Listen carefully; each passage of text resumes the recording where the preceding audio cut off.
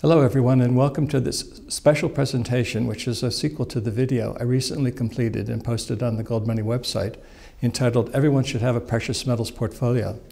That video provides some good background information on where the monetary and financial worlds are headed, and I highly recommend taking the time to view it. This video provides an update to a long-standing forecast I made back in 2003 in Barron's, the sister newspaper of the Wall Street Journal. You may have seen that article or heard me or others talk about it since then because it has received a lot of attention over the years. Recalling that gold was $350 back in 2003 and the Dow Jones Industrials average was about 9,500, I both forecast that gold and the Dow would be 8,000 sometime between 2013 and 2015. Given that this time frame is now upon us, I would like to discuss the basis on which I made that forecast and, more importantly, update it in one significant way. I now expect the price of gold will rise higher than 8,000 per ounce, as I will explain in a minute. But first, I would like to explain the logic behind my original forecast.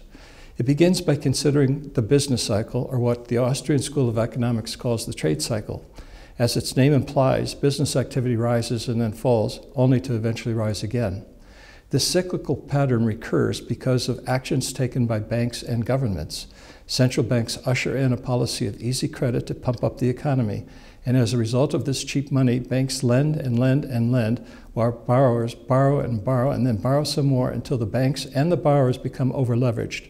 This level of debt becomes unsustainable because a lot of debt is used for projects that would never have been even considered if the central banks hadn't induced a boom, like the misallocation of capital that was wasted building houses in Spain and Ireland that should never have been built. Once the bust begins, the total debt is reduced either by borrowers repaying the loans or having them written off by the banks at a loss, which is inevitable for many bad loans. For some banks, the losses may be so large they become bankrupt, which, if the bank is large enough, can start a panic, as occurred, for example, with the failure of Northern Rock in the UK in 2007. That failure, though, did not have any cross-border impact, in contrast to the failure of Lehman Brothers in 2008, which had a global impact. And as bad as the Lehman failure was, it did not end the financial bust that began 12 years ago, again because of government intervention that stopped the unwinding of debts. So the current bust is ongoing because the level of debt in the banking system has not yet been reduced to manageable and prudent levels. Only then does the bust end. So let's consider, for example, the major business cycles over the last century and where we are in the present cycle, which I will illustrate by showing the primary trends of three different stock markets. First, this chart presents the price of the Dow Jones Industrial Average from 1913 to the present. But let me add two other indices to this chart. These are the FTSE in the UK and Germany's DAX. Although data from 1913 is not available for them, I have included the FTSE and DAX to show that business cycles are a global phenomenon. But note that I am not presenting these charts using gold as the numeraire, or in other words, I am using gold as the common currency to measure the price of each of these stock market indices. So you can see the number of ounces, that is the price of these indices, on the right-hand scale and gold grams on the left. Beginning in 1913 and following the blue line, which is the Dow Jones Industrials, we can clearly see the boom of the Roaring Twenties, which was followed by the bust of the Great Depression. Then stock prices rose once again during the 1950s and 60s, along with booming business activity, only to be followed by the bust of the 1970s. Then business activity began accelerating again in the early 1980s, leading to the stock market peak in 2000. The subsequent decline in stock prices marked the beginning of the present bust, which clearly began at the start of the new century, not with the collapse of Lehman Brothers in September 2008, as many people believe. Recognizing, as I did, that a bust had already begun when Barron's interviewed me in 2003, I used this chart to forecast how history would repeat. Although this chart shows only month-end prices, in the 1930s the Dow fell to 35, believe it or not, and gold was also 35. So they were equivalent, meaning that they reached a 1-to-1 ratio. This ratio repeated at the end of the 1970s bust when the Dow was 800 and gold was 800. So in my interview in 2003, I said to Barron's this 1-to-1 ratio would again be reached when the current financial bust ended, which I expected would be in 10 to 12 years from that interview, which of course means 2013 to 2015. We have all heard the adage that there is a time to be in stocks and a time to be in cash. This chart proves the adage to be true, but not when you hold your cash in dollars, euros, pounds, or any other currency. The adage is true when you hold your cash in gold, which is what I have been recommending since founding Gold Money back in 2001, which brings up an interesting question. Will I be recommending using your money, your gold, to go back into the general stock indices when the 1-to-1 ratio is reached in the future? Yes, if you're inclined to invest in stocks, because portfolio management always means shifting from overvalued assets to undervalued ones and vice versa. And gold will probably be overvalued when this ratio hits 1-to-1 again, just as it was overvalued at $35 in 1934 and $800 in 1980. But will that 1-to-1 ratio occur in 2013 to 2015? Possibly, as I will explain in a minute. But first I need to explain how I forecast the 1-to-1 ratio would be achieved at $8,000 on gold and $8,000 on the Dow. In 2003, it took roughly $10 to purchase what $1 purchased in 1971 because of inflation and dollar debasement over the intervening 32 years. So given that gold was about $350 at the time of my interview, on an inflation-adjusted basis, gold in 2003 was no different than its $35 price in 1971. So my forecast was that gold and the Dow would simply repeat what happened in the 1970s. So in other words, my forecast was that gold would climb from $350 to $8,000, which on an inflation-adjusted basis is no different than what happened in the 1970s when gold climbed from $35 to $800. But I am now thinking that history will not repeat. My expectation is that gold will climb to more than $8,000 per ounce. Here's why. And interestingly, I identified these reasons back in my 2003 Barron's interview. I just didn't realize at the time the extent to which they would negatively impact the purchasing power of the dollar and conversely, positively impact the price of gold. Here's what I told Barron's, and let me quote the first reason. It's important to look at things that impact the dollar because gold will respond to problems or perceived problems with regard to the future of any currency. Comments by various Fed governors talking about creating any amount of dollars necessary to get the economy jump-started is very scary because it suggests they will debase the dollar. It is interesting that here we are 9 years later and the Fed is still talking about jump-starting the economy. They always think they must intervene to do something rather than let market forces take their natural course. This repeated intervention by central planners damages the economy because price signals are distorted, which causes misallocation of that precious and rare resource, capital. These interventions are just one reason why I call central banking the barbarous relic. You can read all of the other reasons in an essay I wrote called The Barbarous Relic, It's Not What You Think, which is available for downloading free from the Gold Money website. But let's turn to the second reason I gave Barron's. Then there are the increasing deficits of the federal government. This point does not need any explanation. Everyone knows that the federal government spending is out of control, meaning that their deficits are also out of control. So here's the third reason. Finally, there is accelerating demand for gold worldwide. People are increasingly recognizing that gold is cheap. Changes occurring in China could be huge for gold. Indeed, worldwide demand for gold is huge and growing, and for good reason. With interest rates in nearly every major currency near or at zero, there is no incentive to hold currencies. More and more people are holding gold and silver for their liquidity needs. And here's where gold really excels. It is, along with silver too, I should add, the best way to save money. Let me give you an example. I remember as a young boy growing up in the States in the 1950s that my parents could drive to the local gas station and fill up the family car with $2 silver. Today, $2 won't even buy you a gallon of gas, but you can still fill up the family car with the dollar value of the silver in $2 silver. That is a real-life example of how the precious metals preserve purchasing power over long periods of time, and therefore makes clear why they are the best way of saving money in this present environment of zero interest rates, reckless monetary policies, and ongoing currency debasement. So I expect that 5 or 10 years from now, or even months from now, the weight of silver from $2 silver will still fill the family car. But what will the price of silver and gasoline be? What will the price of gold be? Well, these are questions that everyone is always asking and thinking about, but here's a more profound question.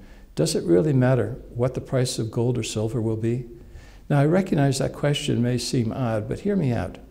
If you don't own dollars or pounds or euros and only own gold and silver for your money needs, you know that your gold and silver will buy you in the future what they buy you today, because if the price of gold and silver rise, the price of gasoline and other commodities will rise along with it because of inflation. Some say that the gold price rises and falls, but we have to reorient our thinking. It is the purchasing power of national currencies that rise and fall. And here's a good analogy to make this point clear. When standing in a boat and looking at the shore, it is the boat, the national currencies, and not the land, gold, that is bobbing up and down. So look at the world from solid land, not the boat, because worryingly, no one knows what the ever-changing purchasing power of dollars or euros or any other currency will buy in the future for two reasons. First, and the more obvious point, is that central banks and governments are destroying the purchasing power of currencies by following bad policies. So we just don't know how much worse inflation and debasement will become in the future. Second, all currencies have counterparty risk, meaning that there is always the risk that your bank could be the next Lehman or Northern Rock.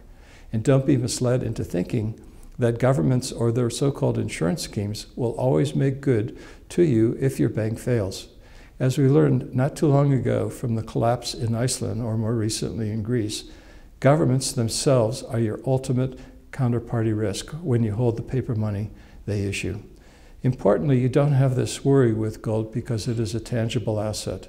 Gold has a 5,000-year history as money, so it will not go to zero like Lehman did, or like the countless national currencies throughout monetary history, whose purchasing power has gone to zero when governments didn't keep their promises.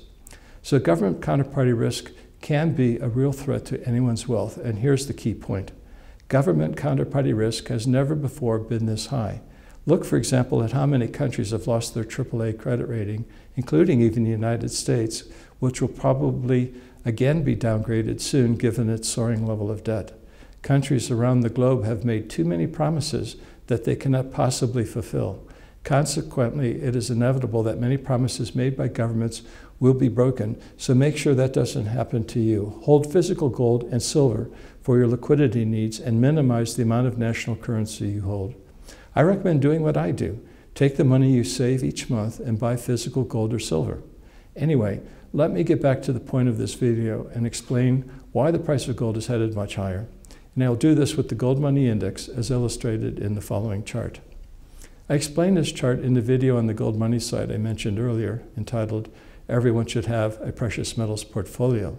So I'm not going to get into the detail again, except to say that the fair value for gold today is about $11,000 per ounce. And given that central banks have less gold in their vault than they report, which is the denominator in the equation, and more dollars are being created all the time, the numerator of the equation, simple math illustrates that gold in time will probably exceed $11,000. And that conclusion is confirmed by the next chart, which indicates that the gold price is ready to soar in terms of all the major currencies. Indeed, the gold price on this long-term chart is already accelerating higher. This is a base 100 chart, so I assume that the price of gold in each of these four currencies was 100 on January 1st, 2000. Note too that it is a log scale chart, so we can easily see when the price of gold doubles.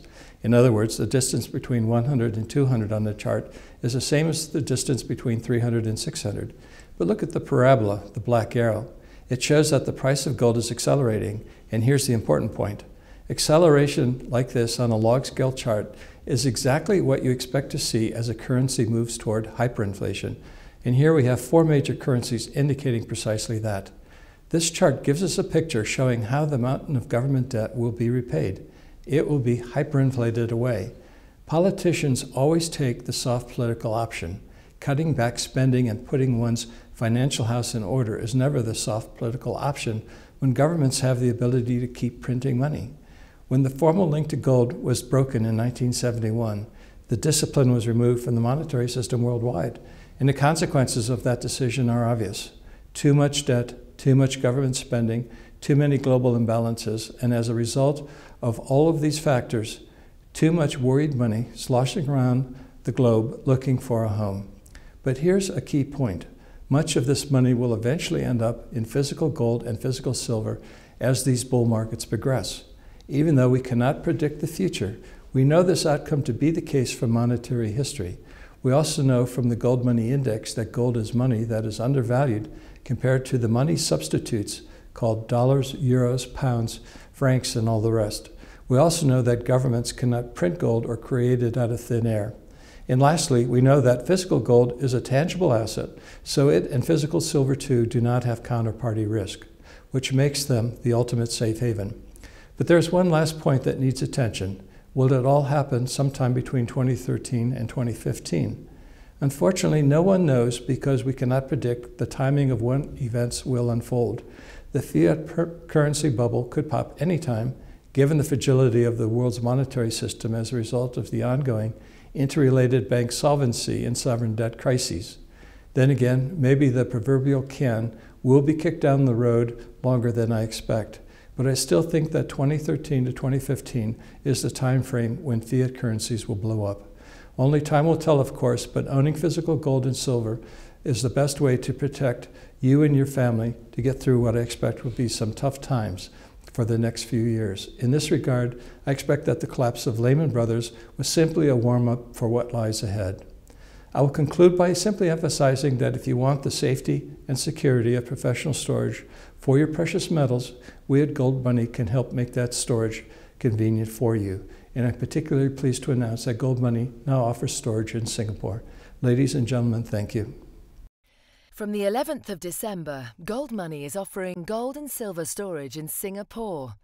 To celebrate this, all our customers can enjoy discounted rates on any purchases at this vault valued at $10,000 or more until the 11th of January 2013.